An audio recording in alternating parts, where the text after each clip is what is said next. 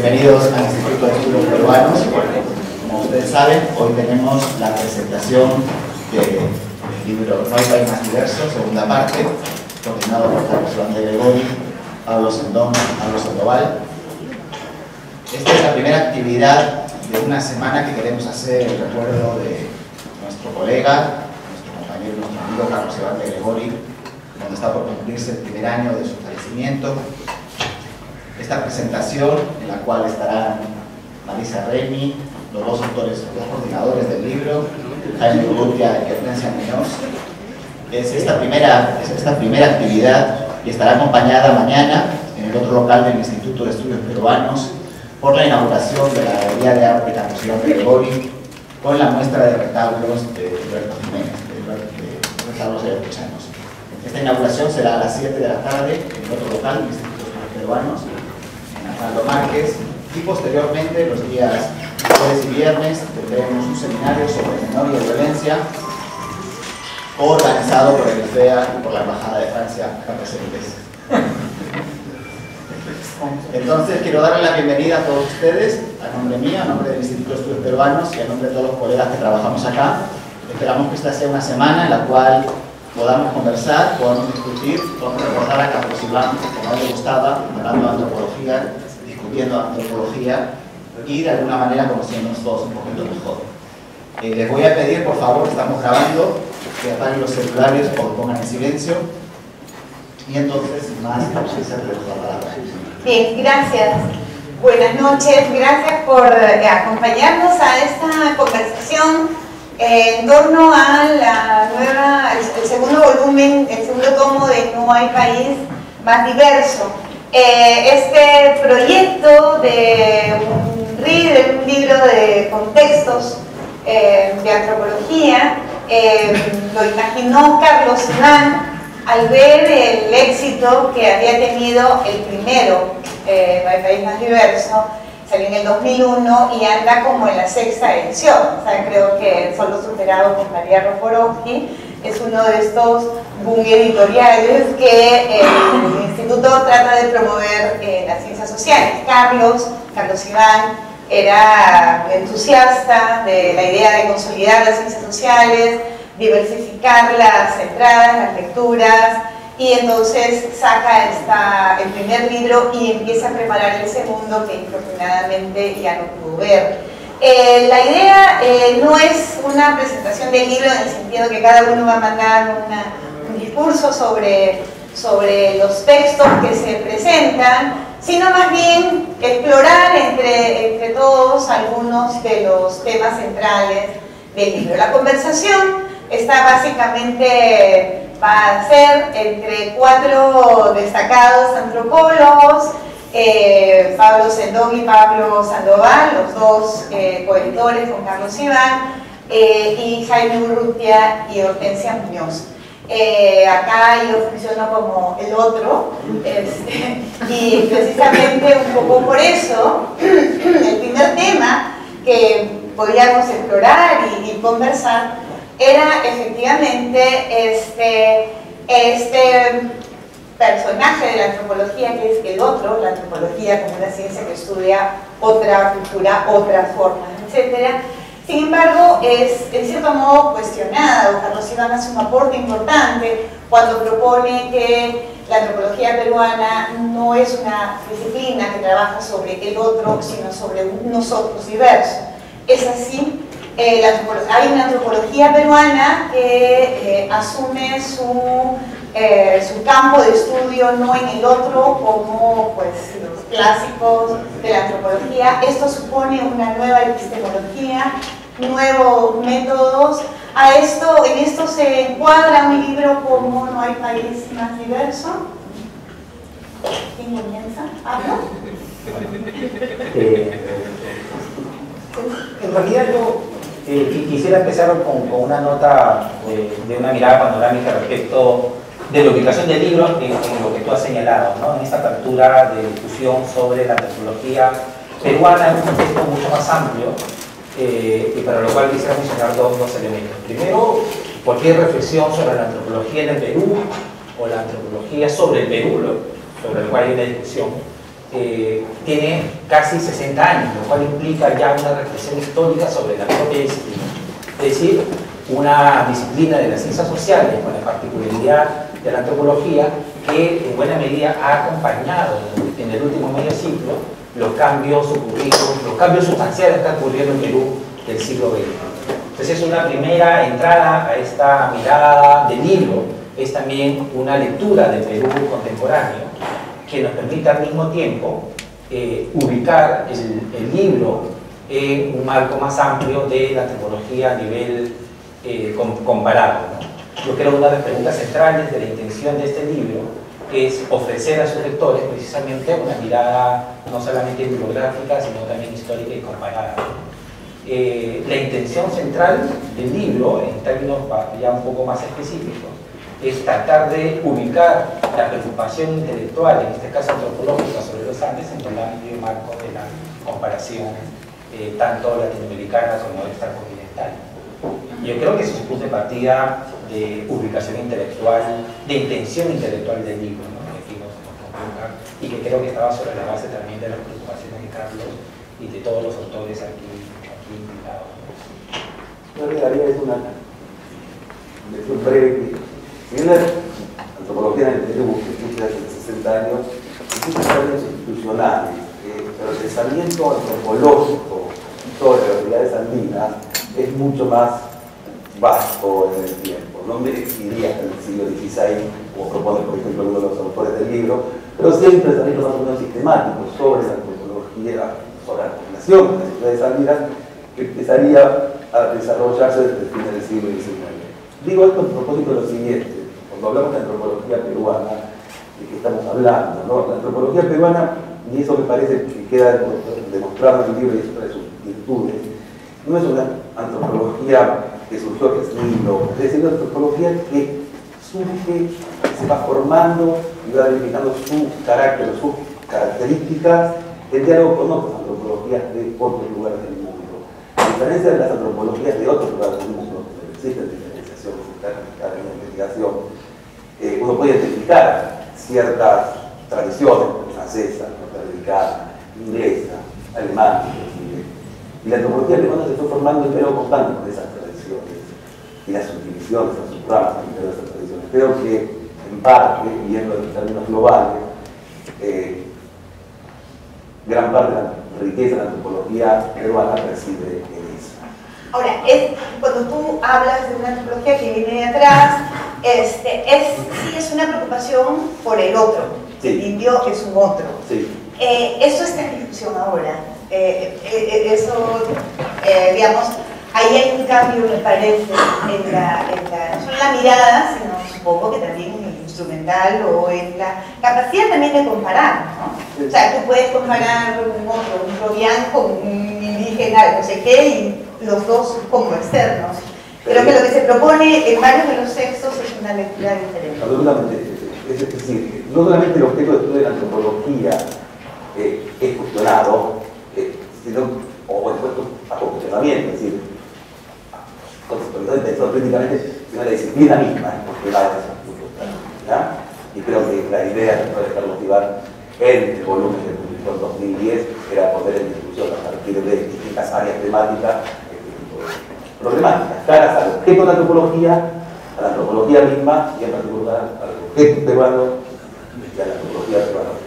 Aunque creo que en el estudio de Salomón que está ahí al comienzo, él hace hincapié en parte de su trabajo en que la agenda de investigación y mucho de la metodología era casi una imposición de corrientes extranjeras.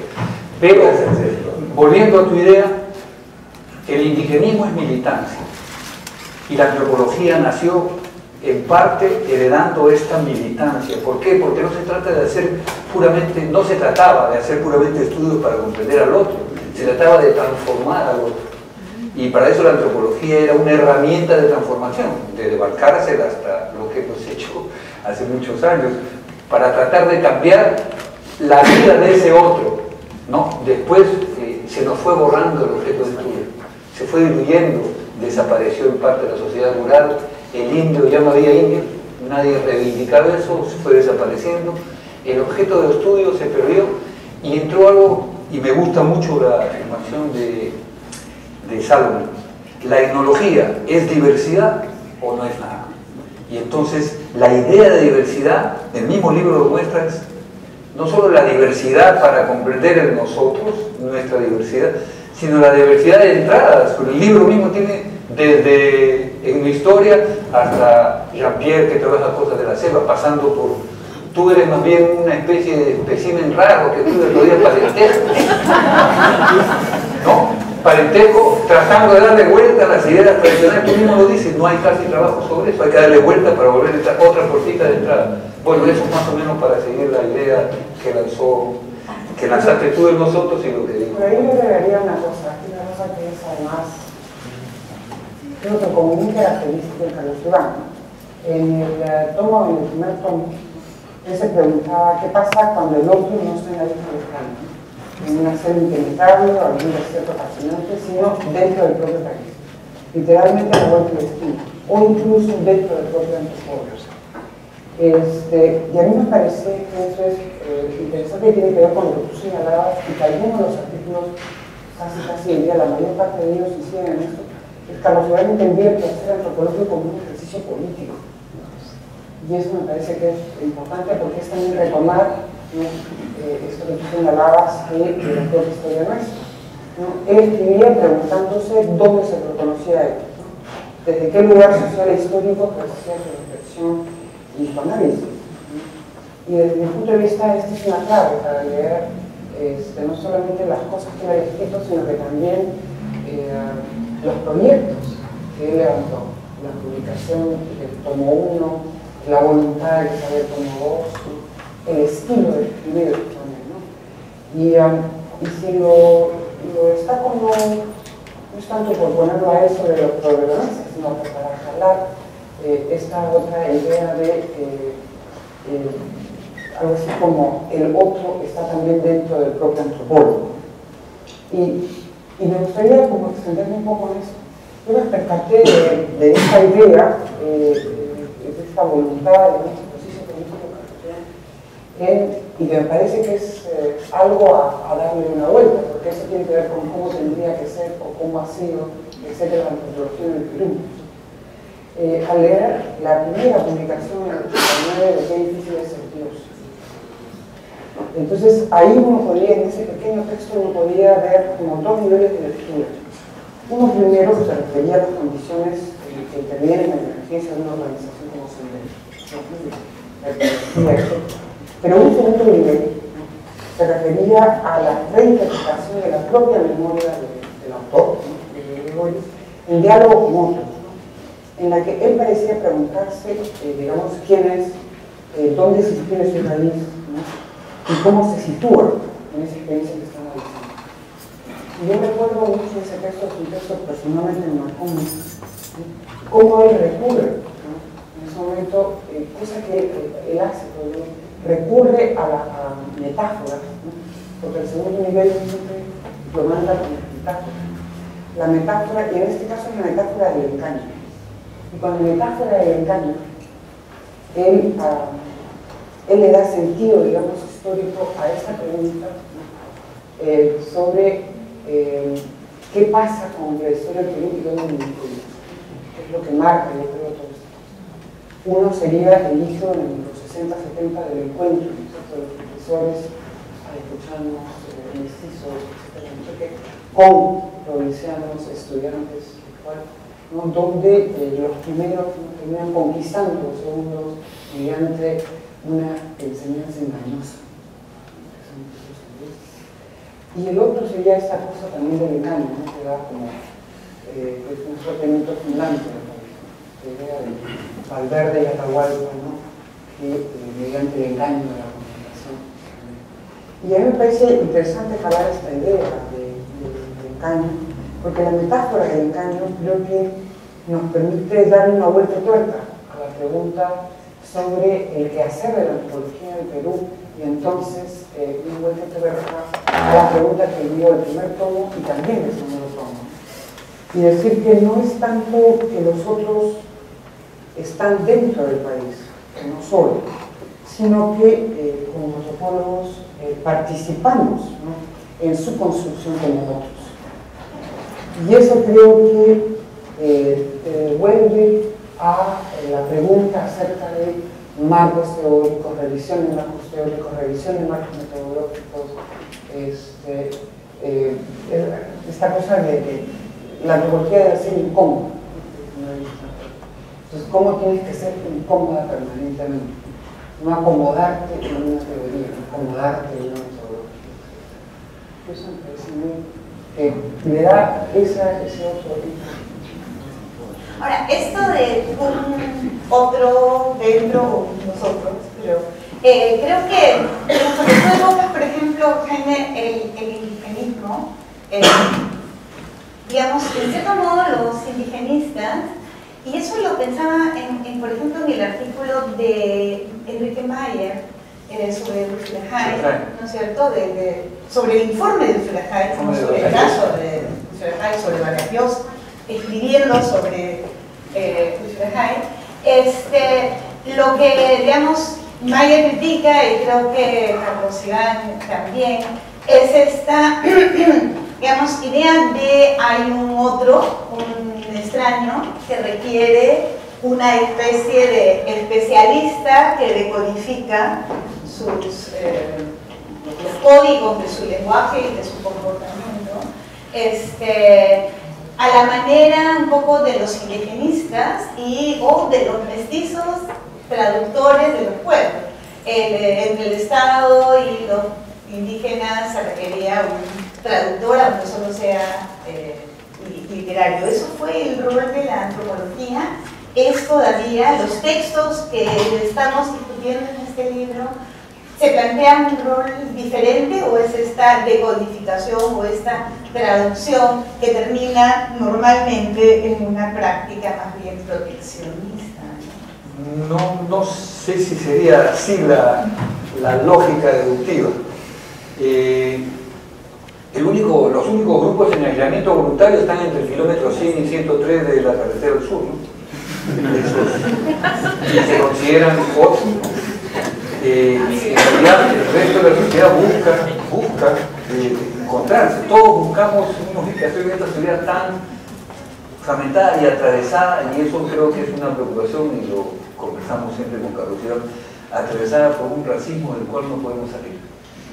No podemos salir porque eso sella hasta desde el programa cómico hasta nuestro comportamiento cotidiano.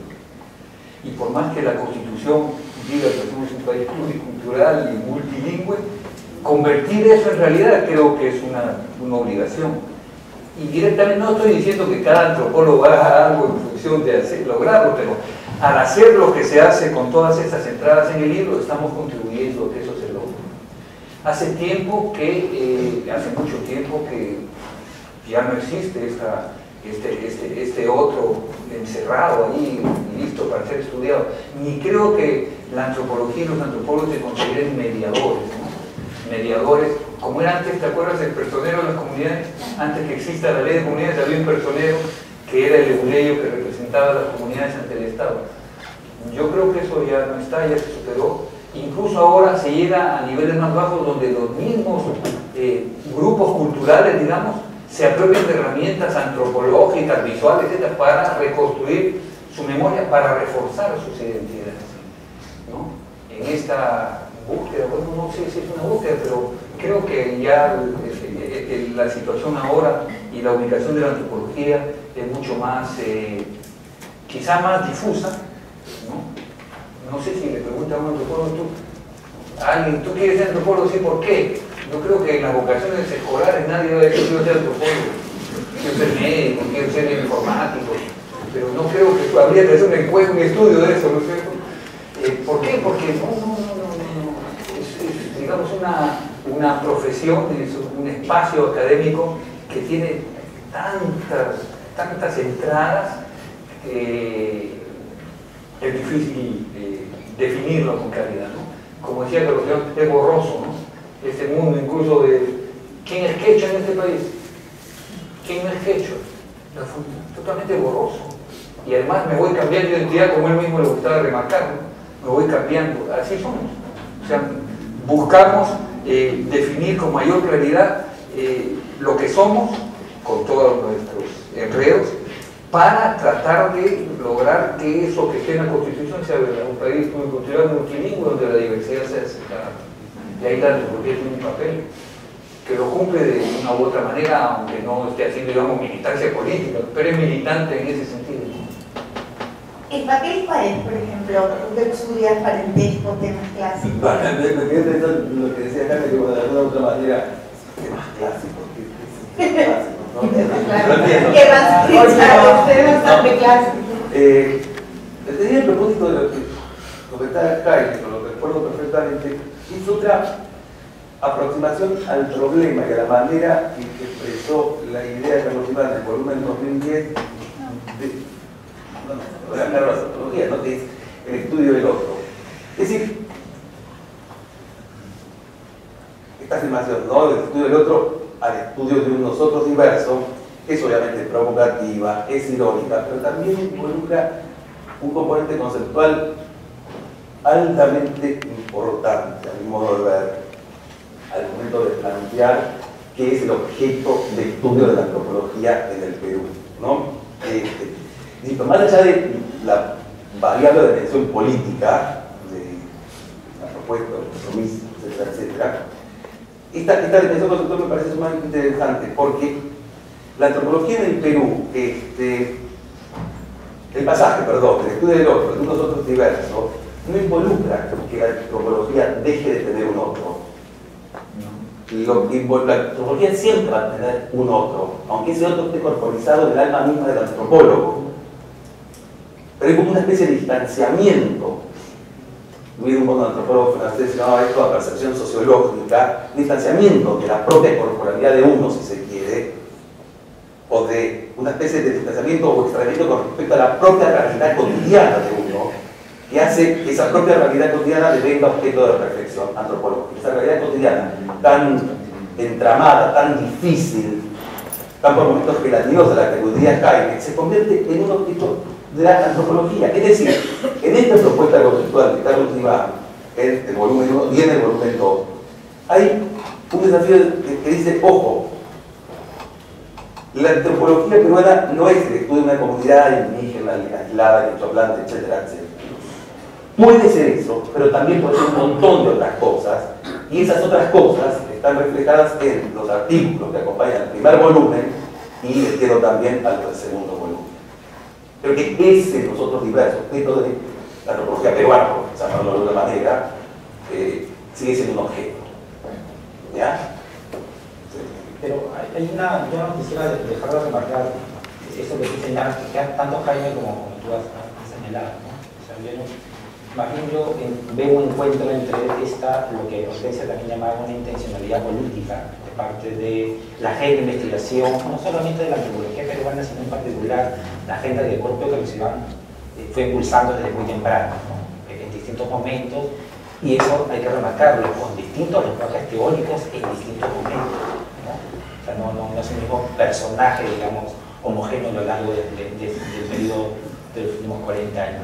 Pero a lo que voy es que incluso en la propuesta de un nosotros diverso, yo lo leo muy anclado a una propuesta política en su amplio sentido, que es la propuesta de una política intercultural, que yo creo que es por donde finalmente Carlos logra armar una visión de lectura del país anclada en la antropología, anclada en su propuesta de la diversidad cultural, pero tratando de ver los desgarramientos del país, tratando de ver sus posibilidades, teniendo como trasfondo el propio informe de la Comisión de la Verdad, que es anterior a este segundo volumen, incluso allí planteando la posibilidad de una antropología que reconozca estos desgarramientos, pero también sus posibilidades. Ese nosotros diverso no es obviamente ni el mestizaje a lo antiguo, ni la diversidad cultural tipo Benetton, sino un nosotros diverso intercultural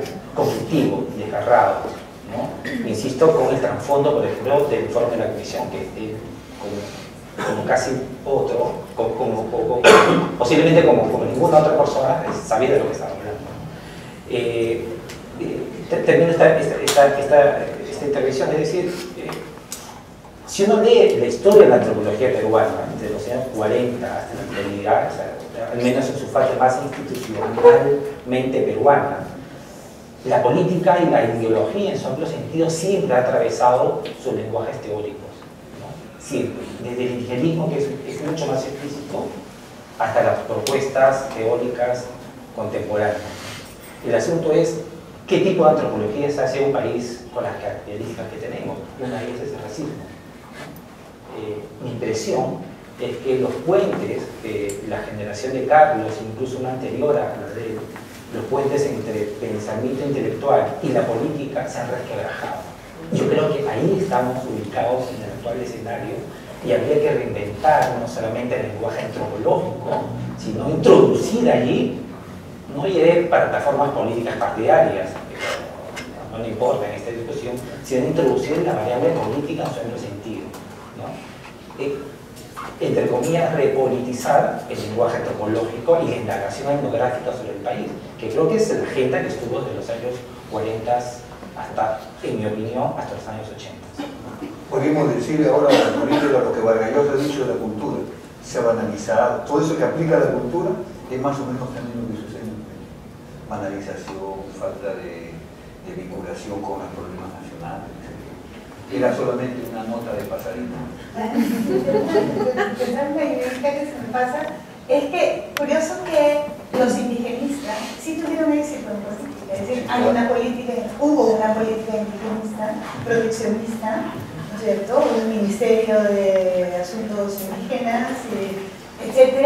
Y hoy en día está más bien esta otra lectura antropológica de un país más diverso que unos y otros no construye todavía una política. O sea, ¿cuál debería ser la traducción política en Bolivia de clarísimo Estado, plurinacional y tal? Acá todavía no tenemos una propuesta de este tipo, no sé si es la misma, pero sí. Simplemente para una frase, no sé si efectiva, pero yo creo que entre los años 40 y 80 el gran debate es cómo repensar el país rural principalmente, del colonialismo interno a la modernidad andina. Yo creo que entre los 40 y 80 se da ese debate y se acaba y se agota.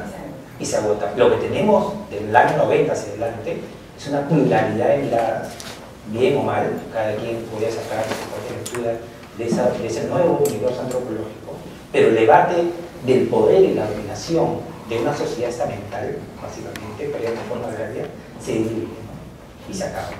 Y en ese escenario es que yo ubico el primer y el segundo tomo, en ese escenario de revisión intelectual de nuestro propio pasado disciplinario.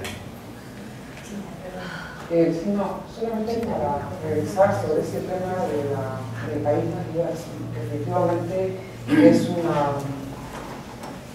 es nuevamente una metáfora para el sentido político, una metáfora que representa apelar, ¿no es cierto?, a una mirada y un horizonte diferente. Yo sí creo que esta categoría, digamos, de interculturalidad que está hoy en día dando vueltas en el país, es una categoría que hay que darle una vuelta para redundancia, pero discutir, porque uno puede escuchar desde hace poco recibí una invitación para ir a una especie de estas cosas que organizan para empresarios, un día completo, y el tema era una cosa para personas de corporaciones, y el tema era interculturalidad. Y quien hablaba era una persona que tenía 2 maestrías y 3 doctorados en gestión y no sé qué, corporativa, no sé cuánto, y iba a hablar de eso. Y entonces, yendo a otra universidad un día, escuchando una de estas cosas, porque me comenzó a interesar, resulta que lo entienden como tolerancia. Una corporación tiene gente diferente, y entonces como tiene gente diferente, hay que tener tolerantes unos a otros. Pero entonces sí me parece que es importante recuperar la categoría, recuperar políticamente la categoría, porque, digamos, interculturalidad, por lo menos para Chile, es la convicción de que no hay cultura humana que pueda asegurar la plena realización de los hombres. No hay la convicción es que tenemos. Esa es una, pero también la interculturalidad es un proyecto político. Es un proyecto político, no es un producto, no es algo que haya, es un proyecto político, pero lo busca revertir la hegemonía y de dominación que subordina, etc. Y eso yo sí creo que hay que recuperarlo porque tiene que ver con país diverso. Esta idea del otro y el país diverso, ¿no? Pasar a la construcción de eso. Y eso también entonces va a tener que ver con algo que me parece fundamental y que señalan varios de los artículos en esta última tomo de la publicación, que es pelear por la agencia, ¿no? Pelear por la agencia de ese otro. Como dice Pablo en nombre de la izquierda, ¿no? La antropología siempre va a tener un nombre, ¿cierto? Tiene que tomar la distancia y convertirse en mismo. Eso es ser un antropólogo, ser capaz de extrañarte, ¿no? Para poder de ver a ti mismo en situación y cómo haces en interacción común. Pero casualmente para eso, ¿no es cierto? Tenemos, y para cumplir con esta especie de, digamos, de voluntad política, para recuperar en la antropología la voluntad política, creo que también tenemos que recuperar, ¿no? Esta idea de generar, digamos, soluciones que nos lleven a revertir, ¿no? Las categorías con las que estamos pensando. Yo insistí mucho, no tanto por el lado de la política, como por el lado de la revisión de las categorías y de la metodología. Porque sí creo que sin uno y otro, ¿no? Difícilmente vamos a incidir políticamente en algo. O sea, que la antropología, más que una especie, es producción de conocimiento. Y lo que tenemos que preguntarnos es por las condiciones en las cuales estamos produciendo ese conocimiento. Y cómo hacemos para que esa producción de conocimiento, ¿no?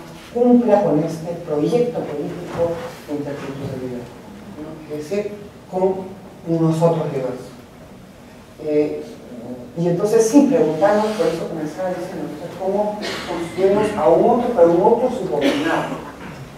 Mayer habla de cómo en el informe de Ushirajai, por ejemplo, los campesinos de Ushirajai no tienen voz. Fueron grabados, traducidos, registradas, ¿no? Transcritas las entrevistas, nunca aparecen el que dice eso dijeron los campesinos. Es decir, ¿no? El que habla es el que tiene la voz de los hijos. Y la antropología, ¿no? durante mucho tiempo también. Entonces eso es algo que tenemos que cuidar. Por ejemplo, no sé, Débora Kuhn señala cómo, y claro, a mí me colocó un poco de algo, pero cómo el juez de paz termina estando en una suerte de zonalismo, un limbo.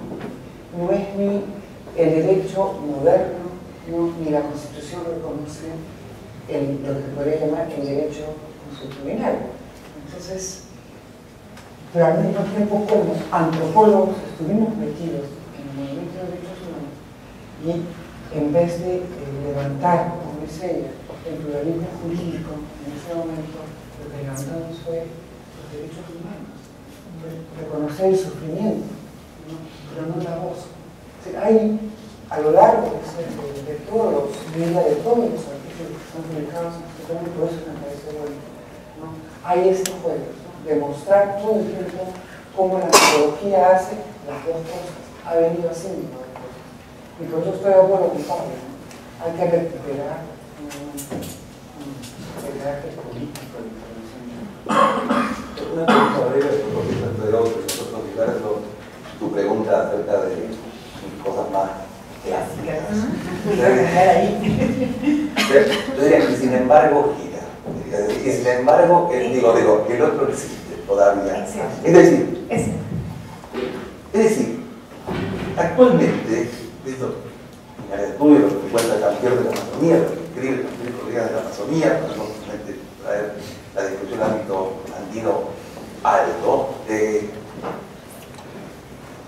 hay masas, miles, cientos de miles de personas que si bien están insertadas en nuestro mundo, actúan en él de una manera que no necesariamente es la nuestra, la de la gente, la mayoría de la gente que está reunida en este salón. Su cotidianidad está regulada por otra temporalidad, por otra relación, por otro simbolismo, etc. Por otra lengua.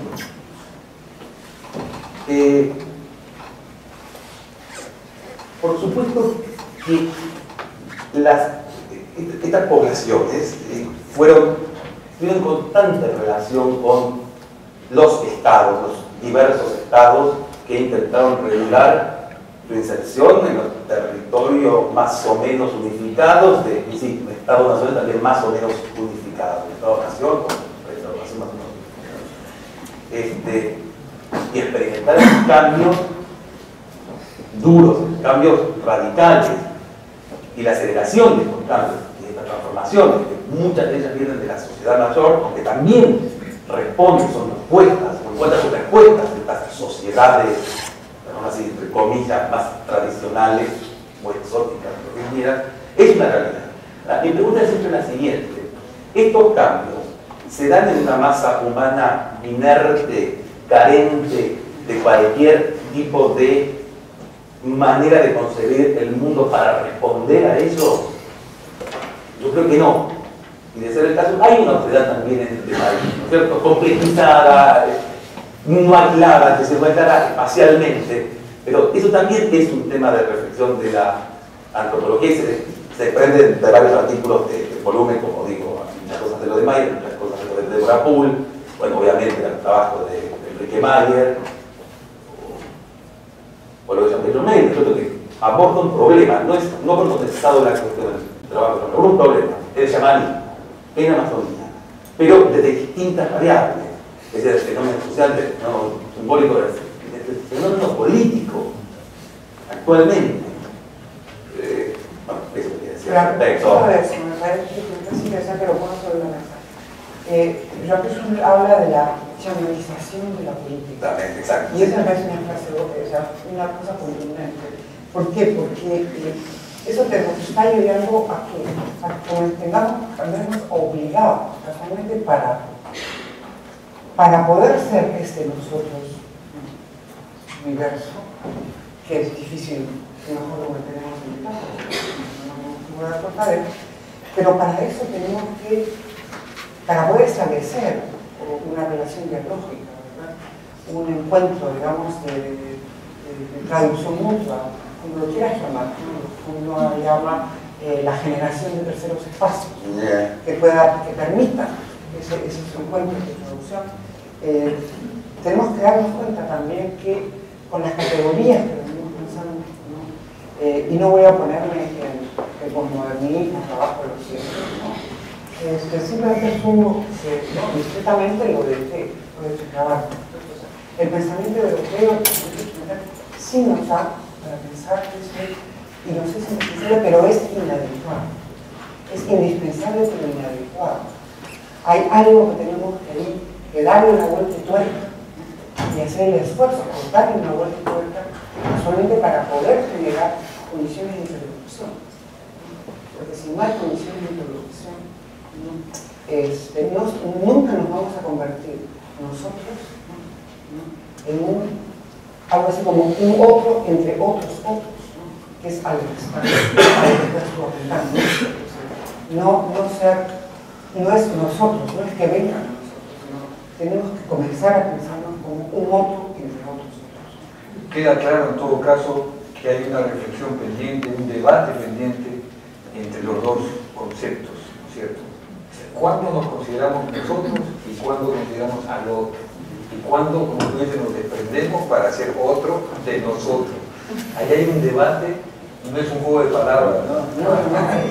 Es una elección política y política. Sí, y hay un debate y además amarrado con las cosas que han dicho de digamos, impacto político de esta reflexión, para volver a hacer algo así como fue el indigenismo en su época, y para poder entendernos, pero ahí hay todavía un terreno de reflexión que valdría la pena invocar a los jóvenes presentes para que vayan por ahí, ¿no? En terrenos nuevos de investigación. Yo quería pasar a un segundo temita. Acá estaba ganar la palabra, que me parece que es cierto, creo que tenemos, voy a empezar, no hay máxima de pero no, sino lo que quería era si podíamos pasar a otra mirada del libro y de uno de sus editores, de Carlos Iván, y es para este proyecto o esta propuesta, esta antropología de nosotros diverso es esta apertura a una diversidad además de entradas, de enfoques, de desarrollos disciplinarios diversos. Yo pensaba, quizás Pablo lo pueda desarrollar más en ese sentido, lo habíamos conversado un poco, que esto iba también con este espíritu, un poco de Carlos Iván, de despertar diferentes entradas. Él siempre fue un maestro, él además quiso ser maestro de antropólogos, y hacer que los jóvenes busquen sus propios caminos, escuchar cuáles eran las preocupaciones de las tesis, etcétera, ¿no es cierto? Paréntesis, notable diferencia que uno podía ver entre Carlos Iván y, en fin, otras ideas del profesor de antropología, que es que sus alumnos de una universidad nacional sean antropólogos y no informantes, digamos, y entonces enfrentarlos a diferentes digamos, exigencias disciplinarias, pero a aperturas también. Este texto, digamos, tiene sobre antropología visual, musicología, estudio de justicia, digamos, abre en historia, ¿no es cierto? Abre una gama de entradas para algún clásico. Pero hay un capítulo faltante de memoria. Habría que preguntarle aquí a Pablo que nos cuente cómo surgió. Me parece que el libro será un tercer tomo de algo que Carlos trabajó con énfasis de memoria. Ahora, en la mayoría de temas, él no los trabajó. O sea, él abre... No, claro, pero abre muchas pistas, incluso él lo maneja, ¿no? Y eso es lo que es bonito. Al hacerlo no se fue nunca, ahí está Chomel para el Bueno, yo quiero decir algo general porque vos estuviste más en la cocina de esto, así. Antes de que nos cuente la cocina. Antes de nos cuente la cocina, que me parece digno de destacar, pero en general se los dos volúmenes. Quiero dar sentido con eso a lo que hablamos, ¿no? Privado. Hay una diferencia notable entre los dos volúmenes, ¿no? La primera es que el primero de los volúmenes está constituido por autores peruanos en su mayoría, o peruanizados, o alemanes.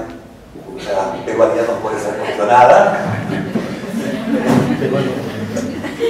Y el segundo volumen abre a una apertura de autores internacionales distintos. Este proyecto de rigor comenzó en 2004-2005. Bueno, como dice Pablo, hicimos en la presentación del libro, este libro fue concebido en el momento que fue publicado en los países más diversos aún.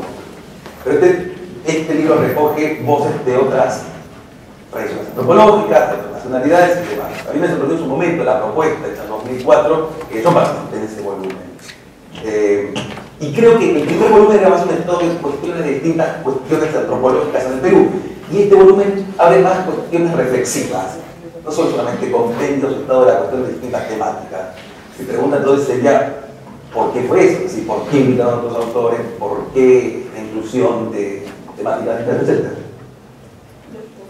Para empezar, dos cosas bien específicas, ¿no? Lo primero, lo que más o menos ha señalado en la intervención Marisa, que es, creo que algo que caracterizaba a Carlos Iván es el asunto de una actitud intelectual, que lo que no sé, lo aprendo, ¿no? Lo aprendo, en el caso de estos dos proyectos editoriales, invitando a gente que sabe sobre temas que considera pertinente no solamente aprender, sino socializar. Y es por eso que en este tomo, antropología visual, musicología, parentesco, un tema clásico, Digamos que son los tres temas que yo logro ubicar, en los cuales Carlos, digamos, se movía, pero se movía, digamos, de manera muy amplia, digamos, pero no específica, ¿no? Y el primer tomo, yo creo que también responde a una actitud bastante característica de Carlos, ya en este caso como profesor universitario, que es invitar a sus alumnos o exalumnos a participar de un proyecto editorial, ¿no? Que es distinto a invitarlos a escribir para su libro, que es una cosa muy distinta. O sea, no era una invitación a escribir tu artículo o escribir tu paper, como se dice ahora, lo juntamos y ya está. Era una invitación a trabajar con ex estudiantes, con sus estudiantes en ese momento, a pensar los temas. Y de paso, él mismo se enteraba de los temas. Él no manejaba todos los temas del primer tomo, y tampoco de este segundo.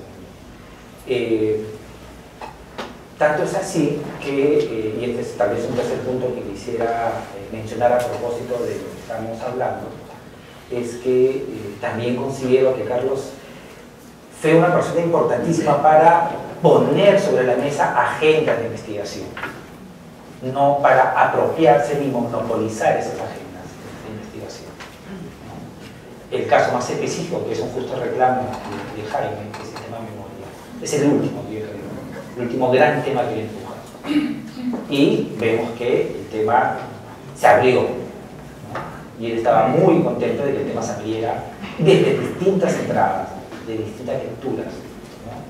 Pero yo creo que él fue, sin duda alguna, el que pone el tema de la memoria y la violencia que conflictuaba en el país, incluso antes de la ocasión circunstancial de la Comisión de la Verdad, ¿no? Ahora, sobre las diferencias entre primer y segundo tomo, al calor de Pablo, digamos, sin entrar en muchos detalles,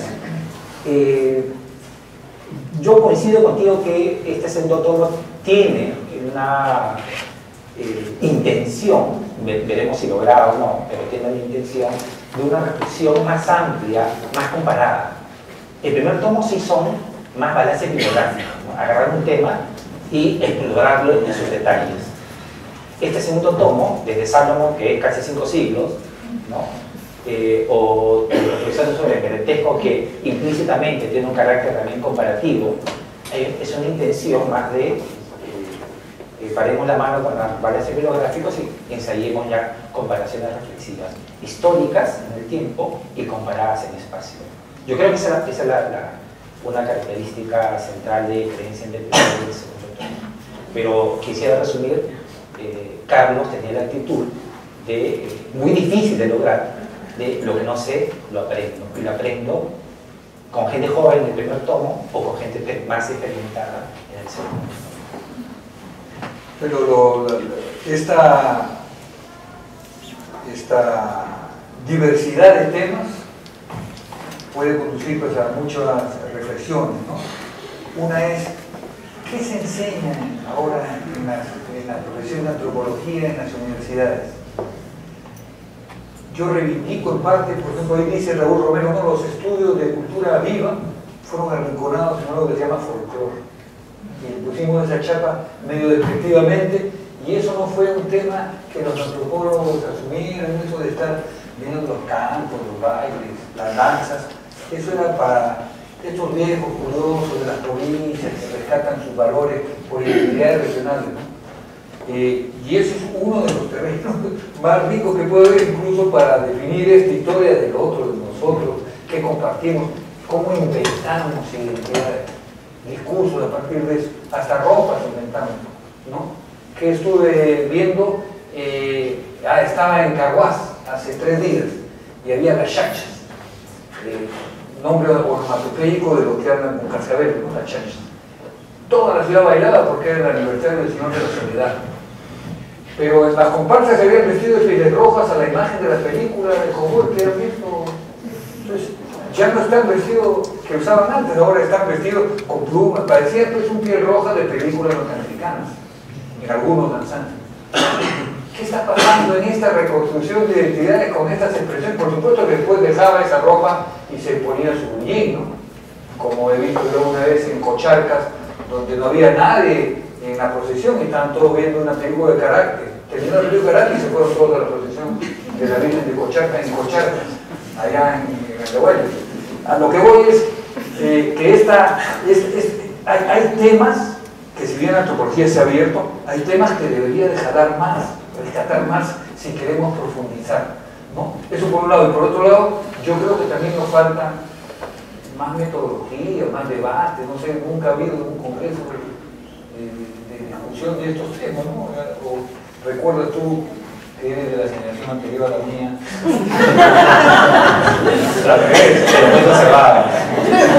¿No? O recuerdas, ¿qué es el debate ahora en el mundo universitario alrededor de la antropología? Dicho sea de paso, perdón, hay un corte importante que es el de, donde mutiló, castró, arrinconó no solo el trabajo, sino los debates abiertos a nombre de una sociedad mejor, quedó aniquilado. Entonces es un periodo, un hueco. Pero ¿qué cosa hay ahora como debate? Hay las dos cosas. Entonces, por un lado, rescatar áreas de investigación que son importantes, y por otro lado, discutir, debatir y mejorar las metodologías con las cuales afrontamos esas áreas que son ahora lejanas, borrosas, no suficientemente estudiadas. Que fuera un poco filosófico. Así es. Esos estudios de folclore, que eran un poco exóticos, pero que era lo que más podía haber roto. Y claro, que podría haber sido una materia interesante de ciencia de antropología. Sí. Yo creo que al inicio cuando señalaba Pablo, a mí me parece bien la voluntad de ese segundo tono de efectivamente abrir. Pero estoy de acuerdo con Jaime, son nuevos, ¿no? Porque el artículo de Raúl Romero es sobre un muy viejo tema. El artículo de Luis Lacanca, ¿verdad?, es también sobre viejísimos temas. Y así podría seguir. No, mire, presentó tengo una nota de página. Eso, el tema de hablar de Gaulle, resulta que, claro, migraciones, es algo así como el traslado, como dicen, ¿no? El trasladarse de un lado para otro, resulta que es más bien una característica constitutiva de ese país en el que estamos viviendo. Y resulta que es más bien la antropología y la sociología que meta la categoría de inmigración, ¿no?, que parte de un ideal que producía una sociedad sedentaria, la que nos ha hecho no ser capaces de ver del todo bien, ¿no?, estas cosas.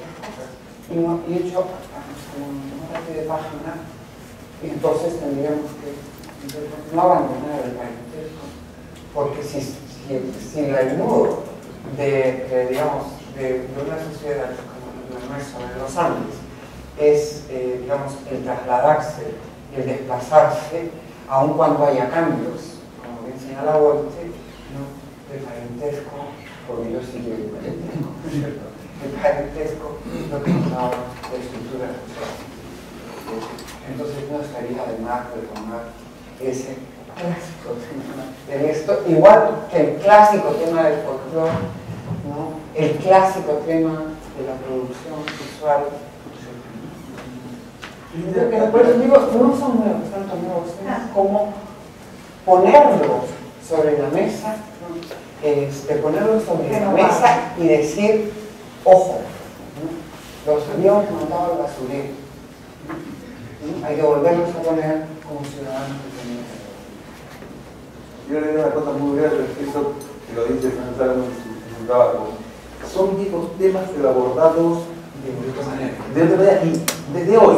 Es decir, aunque más no sea, la novedad de esos nuevos temas es la luz que echa una reflexión crítica realizada desde hoy, desde 2012, no de 2000, de los 90, de los 80. Mira, eso me parece algo que el libro explora y lo hace de manera interesante. Más con una mirada interesante porque dice, ¿quién regula la violencia dentro de la comunidad? Claro, no. Entonces, es un tema absolutamente antropológico. ¿Quién regula la violencia? Porque hay reacciones muy violentas, o sea, hay orden, pero no hay democracia. En una parte creo que lo dice, ¿no? En una parte del trabajo. No, en ese sentido, hay pues una entrada que va más allá de la mirada meramente legal de abogado, ¿no? Exacto. Bueno, puede ser abogado finísimo, ¿no? Pero que no tiene todavía... Claro. Pero también hay una cosa más que me parece que no hay que dejar de lado a modo de que ya quiero cerrar. Y es, de una manera u otra, en la mayor parte de los artículos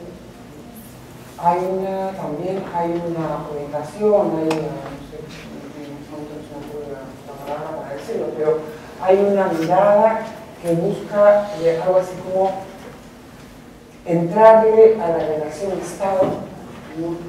Pero desde una perspectiva, digamos, antropológica, diferente. Que mira al Estado como un constructo, ¿sí? Un constructo cultural. Y que entonces es entrarle de otra manera. Cómo poder hacer, cómo hacer la iconografía del Estado. Y yo creo que la mayor parte de los artículos apuntan también. Bueno, el artículo de Enrique Maya lo plantea en crítica de la forma como lo plantea Vargas Llosa, ¿no? Que es, claro, el Perú formal, el Perú real, que es el Estado y la sociedad, que es... Entonces, Maya, que es interesantísimo, es más largo que el informe, creo, que va desgajando cada aspecto del informe, ¿no? Este tema de repensar el Estado y la relación. Además pone a Zabaleta haciéndose la pregunta. Y ya se me salta cuando se corrió el Perú. Pero después se viene de otro lado y terminas al final. Tal vez para ir cerrando, yo quisiera retomar el punto sobre los temas, ¿no? Los temas viejos, los temas nuevos, los temas pendientes. Y yo quisiera traducir ese punto con una pregunta, es ¿quiénes actualmente, en la antropología sobre el Perú o en el Perú, quiénes demandan agendas de investigación? ¿Desde qué espacios? ¿Bajo qué preguntas? ¿Desde qué tradiciones intelectuales? ¿Bajo qué presupuestos teóricos y metodológicos? Y si es que existen esas propuestas de agendas de investigación, ¿desde qué lecturas del país están siendo producidas? No para replicar los periodos previos de estas preguntas antropológicas muy entrelazadas con la política, pero en todo caso yo creo que vale la pena preguntarse ahora, actualmente. ¿Hay agendas o no? ¿Quiénes las producen? ¿No? ¿A qué redes pertenecen? O sea, estamos hablando de una suerte de economía política de la propia antropología, ¿no? Pues no son seres en el aire que se encuentran en el campo de Marte y diseñan agenda de investigación. Pertenecen a instituciones, pertenecen a redes. Entonces yo quisiera un poco terminar esta ronda, bueno, este final ya con preguntas más que con respuestas. Sí, bueno, en realidad además la universidad es un paso de la generación de esa agenda de investigación en las ciencias sociales en general.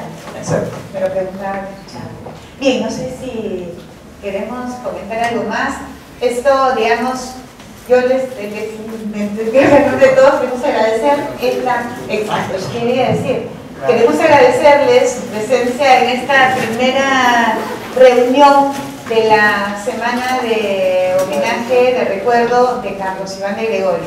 En esta mesa, cuando conversamos, pensando, viendo cómo lo podíamos enfocar, teníamos la voluntad de decirles, de que esto no es, nosotros no queremos convertir a Carlos Iván de Gregori en una estampita con una frase hecha que se reparte, sino más bien era un esfuerzo por compartir con Carlos, con este amigo y este intelectual admirado, querido, compartir su proyecto de dinamizar debates, de impulsar unas ciencias sociales con un compromiso político en el país, ¿no? Entonces, bueno, gracias por compartir con nosotros esta tarde.